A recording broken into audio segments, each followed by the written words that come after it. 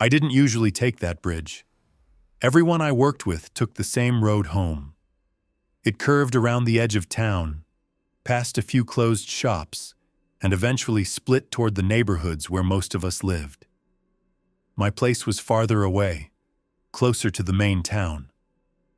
That night, I stayed late at work. Overtime. Nothing unusual, just one of those days where everything takes longer than it should.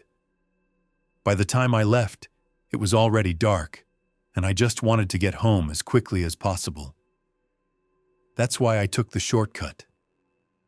Most people avoided that bridge at night because it was longer, darker, and had nowhere to pull over if something went wrong. The bridge cut straight across a wide stretch of water and marshland. It wasn't small. It wasn't the kind of bridge you casually pulled over on. Long, narrow, guardrails on both sides, no shoulder, no streetlights except the occasional reflection from passing vehicles. I'd crossed it before during the day, but rarely at night. About halfway across, something felt off. At first, I thought it was the wind. Then my bike started to feel heavy. The handlebars felt harder to control than usual. Steering took more effort. The rear of the bike felt lower, like the suspension was compressed. It felt like I was carrying extra weight. A lot of it. I checked the mirrors instinctively. Nothing. No vehicles close behind me, no loose cargo. But the sensation didn't go away. My heart started racing. There was no logical reason for the bike to feel that heavy. I hadn't picked anything up. Nothing was dragging. The engine sounded strained, like it was working harder than it should.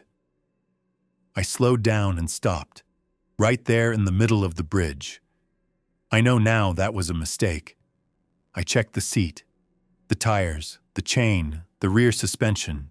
Everything looked normal. The bridge was quiet except for the wind and distant traffic. I told myself it was fatigue, stress, maybe uneven pavement. I got back on the bike and started riding again. Within seconds, the heaviness returned. Worse than before. The bike felt unstable, like it wanted to tip. My arms tensed up, trying to keep it straight. I panicked. I stopped again. That's when I heard the horn. It was loud, sudden. A bus came up fast from behind, headlights flooding the bridge with light. It stopped hard just a short distance away. The driver leaned out the window and shouted at me. He was angry, and I understood why.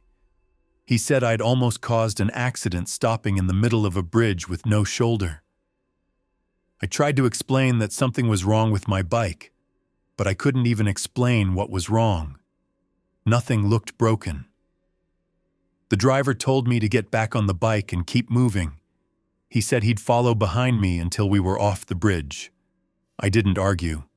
I started riding again. The bike still felt heavy, still unstable. Every second felt longer than the last. The bus stayed close behind me the entire time. I focused on the road and nothing else. Then, the moment my tires hit solid ground on the other side of the bridge, the weight disappeared. Instantly. The bike felt normal again, like nothing had ever been wrong. We both pulled over just past the bridge. The driver asked if I was okay. I told him everything. How the bike had suddenly felt heavy. How I'd stopped twice, how it made no sense. He didn't laugh. He didn't look surprised either. He said people talked about strange things happening on that bridge late at night.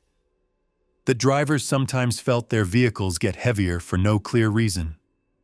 That stopping on the bridge usually made it worse. He said he'd felt it himself before while driving the bus. Like the vehicle suddenly had extra weight it shouldn't. Not every night, just sometimes. He didn't tell me what caused it. He didn't say it was a ghost or a spirit or anything like that. He just told me to avoid the bridge late at night if I could. Then he got back on the bus and drove off. I took the long way home after that. I still do. I don't know what happened on that bridge. I don't know why the bike felt the way it did. But I know one thing for sure. Whatever happens, there doesn't want you to stop.